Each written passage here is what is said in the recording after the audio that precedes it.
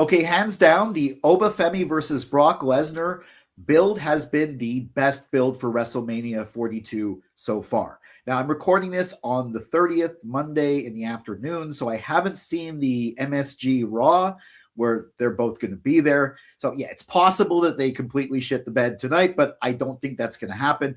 I do hope that Brock gets a little bit of heat, maybe nefariously somehow ends up standing on top of Oba, specifically because while I would not be at all disappointed, in fact, I'd be fine with Oba squashing him at WrestleMania, I don't want it to look like that going in. I want it to look like it's going to be competitive.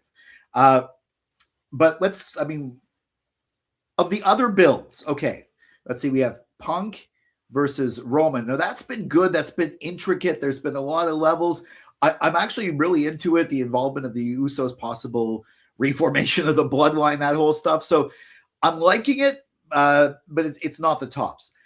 Cody versus Randy. I think they're having a bit of a problem getting Randy booed. So the heel turn they wanted really isn't happening. So that's sort of like a fault, but they are two big stars. It's going to be probably a really good match.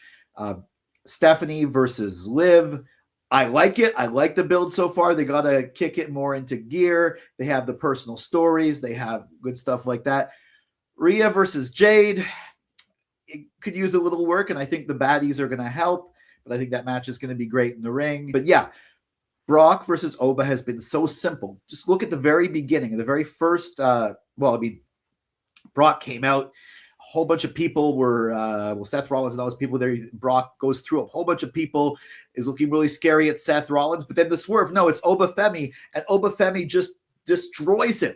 And apparently Brock is the one who told him to do this. He puts his foot on him, points to the WrestleMania sign. That's how you build a star like Oba Femi, showing that he could really beat Brock Lesnar and getting people really excited to do it. Second time with Paul Heyman cutting that promo, building up Brock, but nope. Oba gets out of the attempted F5, clotheslines him over the ropes. Brock has not really got any working offense in on Oba at all, and I think that that's perfect for the first 2 weeks. Again, tonight, hopefully he does get a bit in, but it's so simple. It's so basic.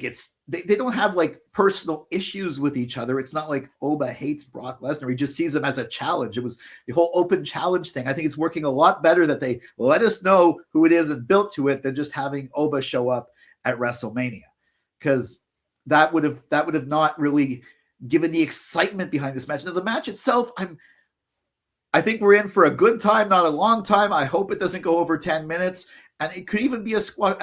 The only thing I'm really hoping is that Brock doesn't win. I think Oba absolutely needs to win, but Brock should not look like he's not going to win going in. Like if he looks like he's not going in and all of these are squashes, then the thinking might be that Brock actually might win at Mania, and that would be a mistake. So, I mean, I don't know if they're going to stay the course, stick to the landing, but so far the Brock Lesnar Oba Femi build has been the best WrestleMania build so far this year.